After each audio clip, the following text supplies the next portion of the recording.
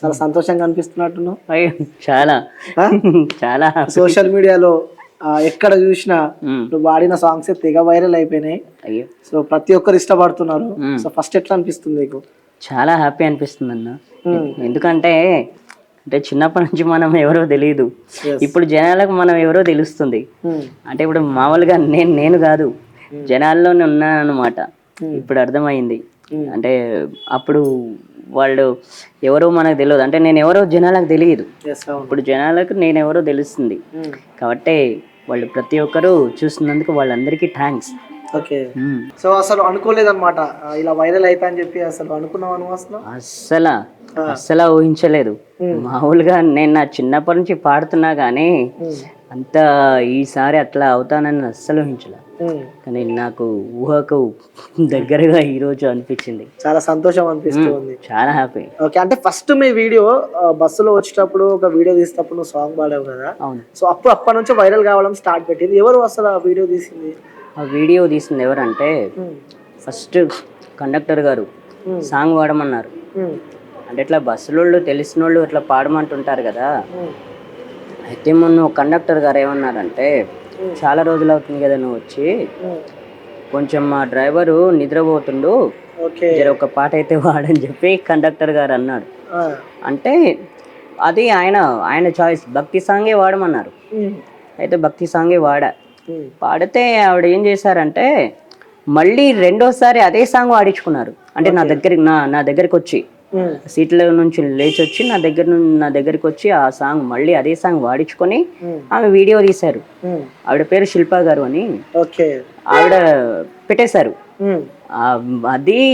అది మొన్న నుంచి ఇంకా మీ అందరికి అది తెలిసిపోయింది. అది నన్ను వదిలేట్లా, ఇక మీరు అందరు పడిస్తున్నారు. సంతోషం అనిపిస్తుంది. అవును, అరే అంతే కదా, ఒకటి కాకపోతే ఒకటి నేను ఖాళీ ఉందని అట్లా ఇన్ని రోజులు ఎలా ఉందంటారే ఏవి రావట్లేదు. అంటే తెల్లవారుతుంది, సాయంత్రం అవుతుంది, నైట్ అవుతుంది, కానీ ఇలాంటివి ఏవి రావట్లేదు అనుకునేవాడిని. ఈ మొన్న సాటర్డే నుంచి చాలా మంది అది చూసినప్పటి నుంచి రోజుకో ఇంటర్వ్యూ. అంటే రాజు ఫుల్ బిజీ అయిపోయింది. అంటే ఇన్నాళ్ళు ఖాళీగా ఉన్న రాజు ఇప్పుడు బిజీ అయిపోయాడు. స్కెడ్యూల్ మొత్తం బిజీ ఉంది. చాలా బిజీ అయిపోయాడు ఇప్పుడు అంతా ఇలా అది ఆ సౌండ్ మాత్రం నెక్స్ట్ లెవెల్ వచ్చింది. సరే, ఆ రోజు మీరు అందులో బస్సులో పాడిన సాంగ్ నుంచి మనం స్టార్ట్ చేద్దాం. ఎందుకంటే ఆ సాంగ్ జనాలకి బీభత్సంగా నచ్చింది. సో మీరు ఆ మ్యూజిక్ కూడా, సో ఇన్స్ట్రుమెంట్స్ లేకుండా మీరు ఓన్ గా మీరే ప్లే చేస్తుంటారు. అవునండి. సో అది ఆ టాలెంట్ ఎక్కడి నుంచి వచ్చింది? ఫస్ట్ చిన్నప్పుడు నేను మా చుట్టుపక్కల టైప్ రికార్డు ఉండేది 1992లో. ఓకే. అప్పుడు మా చుట్టుపక్కల టైప్ రికార్డు ఉండేది, అక్కడ పెట్టేవాళ్ళు. ఇంకా పొద్దున్న లేసి అక్కడికి వెళ్ళి, అంటే గోడ మీద, మా ఇంటి పక్కన ఇట్లా గోడ మీద కూర్చొని వినేవాడిని. అది వింటూ ఫస్ట్ విన్నా, రెండోసారి అట్లా 3 అలవాటు అయిపోయింది. ఇంకా మెల్లగా పాడటం మొదలు పెట్టా. అది ఇట్లా కిరసనాయిల్ డబ్బా, ₹1 బిళ్ళ, కిరసనాయిల్ డబ్బా, రూపాయి బిళ్ళ అది పెట్టుకొని అట్లా అక్కడ టేప్ రికార్డు వింటూ ఇక్కడ నేను అట్లా పాడుకుంటూ ఉండేవాడిని. అట్లా చేసా. మామూలుగా అట్లా అలవాటు అయిపోయింది నాకు. అట్లా అలవాటు ఏమైందంటే, ఇంకా తర్వాత మెల్లమెల్లగా మా అమ్మ నాన్నగారిని నేనేమన్నా అంటే, నాకు రేడియో కావాలి అని అడిగా. రేడియో కావాలంటే రేడియో తీసుకొచ్చారు.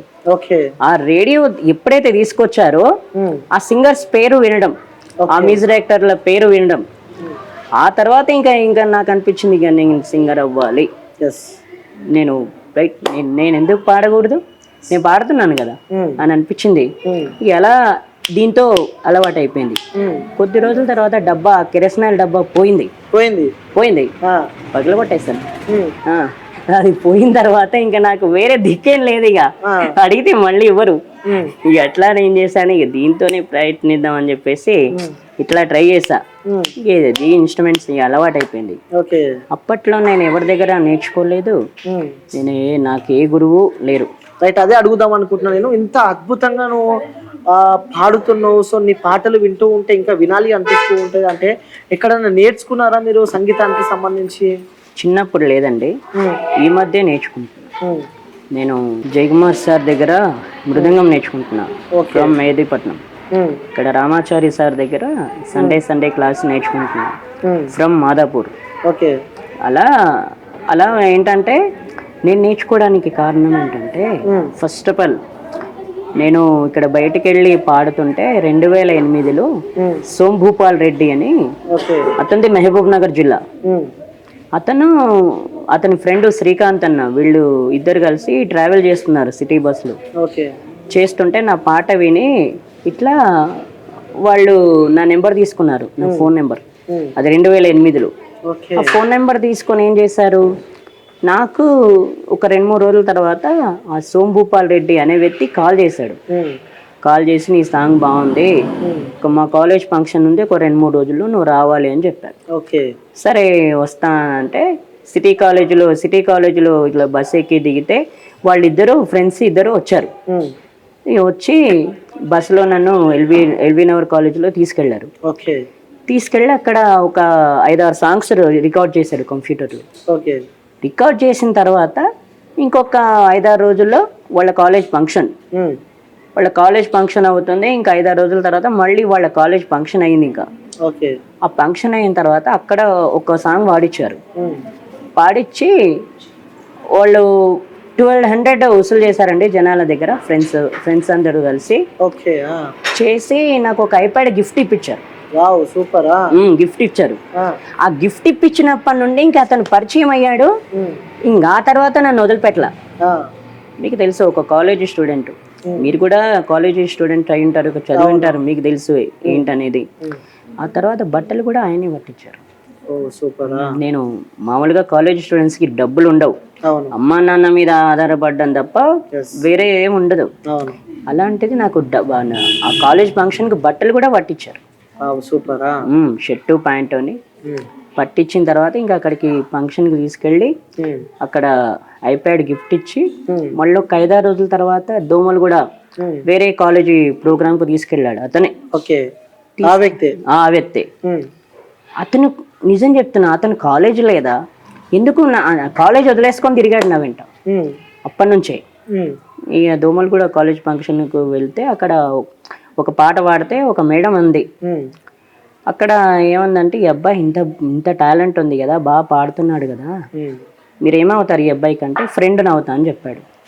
మరి మీరు నేర్పించవచ్చు కదండి, ఒక మ్యూజిక్ క్లాస్లో జాయిన్ చేయొచ్చు కదా మ్యూజిక్ కాలేజీలో అంటే. ఇక్కడ రామ్కోటి కాలేజ్ అన్ని కాలేజీలు తిరిగి సిటీ కాలేజీలో కన్ఫర్మ్ చేశాడు. అక్కడికి తీసుకెళ్ళి సిటీ కాలేజీలో జాయిన్ చేశాడు 2009లో. అప్పుడే 2009లో జాయిన్ చేసిన తర్వాత ఇంకా తర్వాత అది కంటిన్యూ చేస్తున్నానా. మా గురువు గారి పేరు వసంతలక్ష్మి గారు, ఆవిడ నేర్పి. మళ్ళీ అక్కడ నుంచి 2010లో బుచ్చయ్యాచారి సార్ అని ఆయన వచ్చారు ఆమె తర్వాత. అక్కడ నుంచి మళ్ళీ ఒకసారి పాడుతా తీగ సెలక్షన్స్కి వెళ్ళాం. అక్కడ కూడా వెళ్ళావు? పాడుతా తీగ సెలక్షన్స్కి వెళ్ళా. నా ఫ్రెండే అక్కడికి కూడా అతనే తీసుకెళ్ళాడు. తీసుకెళ్ళిన తర్వాత అక్కడ ఒక మేడం అన్నారు, ఇంత బాగా పాడుతున్నాడు కదా, మీరు ఈ అబ్బాయికి మ్యూజిక్ నేర్పించవచ్చు కదా అని రామాచారి సార్ నెంబర్ ఇచ్చారు. అక్కడ రామాచారి సార్ నెంబర్ ఇస్తే అక్కడ అతను కూడా అడ్రస్ కనుక్కున్నాడు, ఆయన కాలేజ్ ఎక్కడ ఉంటుంది ఏంటనేది కనుక్కుంటే నేను ఆ తర్వాత 2011లో నేను రామాచారి సార్కి కాల్ చేశాను. సరే ఇట్లా సెలక్షన్స్కి వెళ్తే మీ నెంబర్ ఇచ్చారు, ఇట్లా మీకు కాల్ చేయమన్నారు, నేను ఇక్కడ సంగీతం నేర్చుకుంటున్నా, మీ దగ్గర జాయిన్ అవుదాం అనుకుంటున్నా అంటే అక్కడ ఆయన ఫోన్లోనే ఆడిషన్ చేశారు.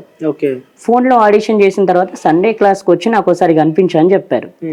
విద్యానగర్ ఆంధ్ర మహిళా సభ సండే క్లాస్కి వచ్చి కనిపించంటే మళ్ళీ ఆ రోజు నా ఫ్రెండ్కి ఫోన్ చేశా, అన్న ఇట్లా రామాచారి సార్ సండే క్లాస్కి రమ్మంటున్నారంటే, ఏమో వర్క్ ఉంది అది ఇది చెప్తాడు అనుకున్నా, చెప్పలేదన్నా. వచ్చాడు వచ్చి అక్కడ మళ్ళీ అక్కడ ఆ కాలేజీలో ఆడిషన్ చేశారు రామాచారి సార్. ఆడిషన్ చేసిన తర్వాత అక్కడ సెలెక్ట్ అయ్యా. సెలెక్ట్ అయిన తర్వాత ఆయన ఏం చేశారంటే, ఇతనిది 2 to 5 బ్యాచ్, మీరు ఎవ్రీ సండే ఎవరు తీసుకెళ్తారో అంటే ఎవరు తీసుకొస్తారో ఎవ్రీ సండే తీసుకురండి, వీడికి ఛార్జీ ఖర్చులు అయితే నేను ఇస్తా అని చెప్పారు రామాచారి సార్. 5-6 రోజులు నా వెనకాల వచ్చారన్న. మా అంటే మదర్కి తెలియకపోతే అతనే అడ్రస్ చూపించాడు, ఇది తెలియదని ఇట్లా కార్డు వాడతారని ఏం చేశాడంటే 5-6 వారాలు వచ్చాడు. ఓకే. వచ్చిన తర్వాత అతనికి బెంగళూరు జాబ్ కోర్స్ గురించి కన్ఫర్మ్ అయింది. ఇంకా నేను వెళ్తున్నా, మీరు ఇట్లా ఈ బస్ ఎక్కాలి, ఈ బస్ ఎక్కి దిగాలి, ఇలా ఎక్కాలని చెప్పేసి ఇంకా చూచి వెళ్ళిపోతే అప్పుడు మేము వెళ్తున్నాం అప్పటి నుండి. ఓకే. అంటే అతను జాయిన్ చేశాడు అనమాట. అక్కడ స్టార్ట్ అయింది అసలు మీరు ఈ సాంగ్స్. అతని వల్ల నేను అక్కడ జాయిన్ అయ్యాను, ఇలా పాడుతున్నాను అనమాట. ఇంకో విషయం ఏంటంటే మామూలుగా అయితే అప్పటి వరకు ఏ సపోర్ట్ లేకుండే నాకు. ఓకే. అప్పుడు నేను ఇంట్లోనే ఉన్నా, నాకు బయట నుంచి ఏ ఆఫర్లు రాలేవు, ఏమి లేవు. ఈ ఊర్లో కూడా మామూలుగా ఏంటంటే అది టాలెంట్ ఉంది కదా, ఎంకరేజ్ చేద్దాం అని చెప్పేసి ఎవరైతే అప్పుడు అనుకోలేరు. ఆ టైంలో కూడా చిన్నప్పటి నుంచి అదే జరిగింది, అప్పుడు అదే జరిగింది. ప్లస్ అతని వల్ల ఇలా జరిగింది అనమాట. ఇలా చేశారు. ఇప్పుడు మీరు అందరూ చూస్తున్నారంటే దానికి కారణం అతను. సూపర్. సో ఫస్ట్ ఆ సాంగ్ ఏదైతే వైరల్ అయిందో ఒకసారి మన జనాలందరికీ చూసే వ్యూవర్స్ అందరికి బీభత్సంగా అభిమానులు అయిపోయినాయి సాంగ్ కి. ఒకసారి లైవ్ లా మన వ్యూవర్స్ అందరి కోసం ఆ సాంగ్ ఒకసారి పాడతారా? Okay okay.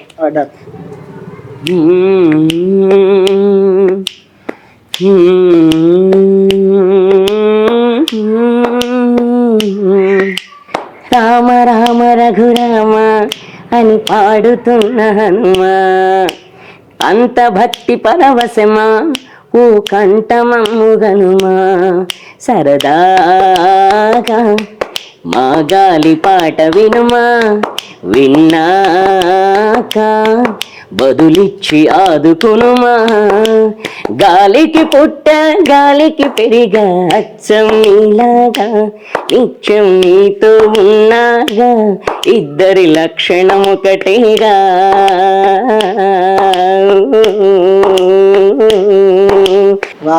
నిజంగా రాజు సూపర్ అసలు. Thank you. పాడుతుంటే అందులో కొన్ని లైన్స్ ఉన్నాయి. సో మీరు పాట పాడేటప్పుడు ప్రతి ఒక్కటి అర్థం చేసుకొని మరి పాడతారు కదా.